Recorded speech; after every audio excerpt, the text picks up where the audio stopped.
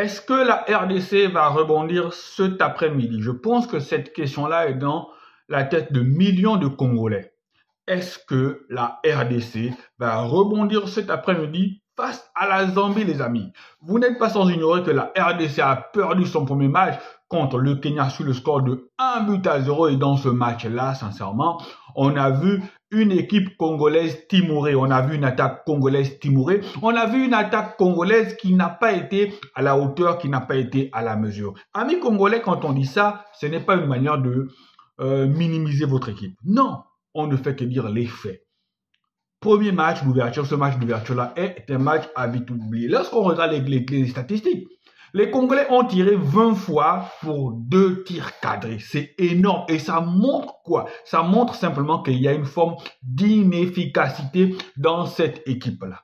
Donc, aujourd'hui, c'est un match couperet pour la RDC.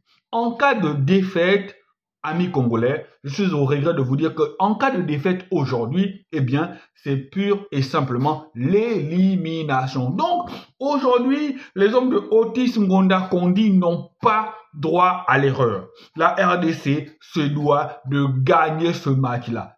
Peu importe la manière, peu importe le contenu dans le jeu, le plus important et l'objectif aujourd'hui pour les Congolais, c'est de prendre les 3 points pour espérer encore se qualifier, les amis. La RDC, c'est quand même le tenant, non, ils sont pas tenants du titre, mais ils sont double champions, les amis. Double champion. Donc, dans cette compétition-là, la RDC est une grosse équipe. Dans cette compétition-là, la RDC est une équipe qui compte.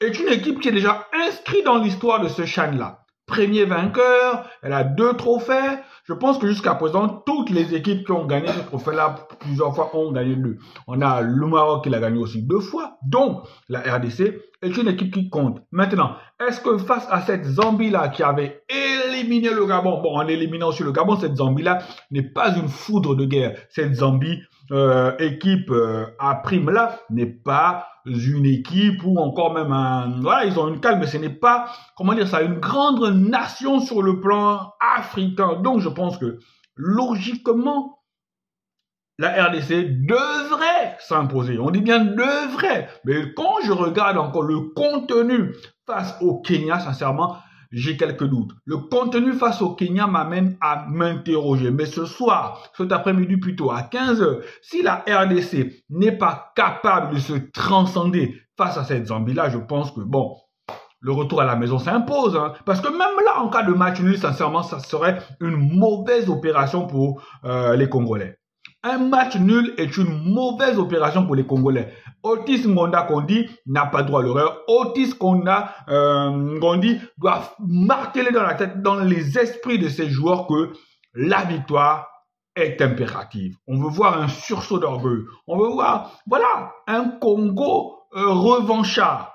Sinon, je le dis encore une fois de plus, amis congolais, sinon, c'est le retour à Kinshasa. Pur et simplement. Vous serez venu, vous aurez joué 2 matchs et vous serez déjà reparti. Non, ce n'est pas ça le Congo. Le Congo, ce n'est pas ça. Le Congo, ce sont des guerriers. Le Congo, ce sont des combattants. Eh bien, sur le terrain, on a envie de voir des guerriers, on a envie de voir des combattants. Allez, amis congolais, ciao, ciao.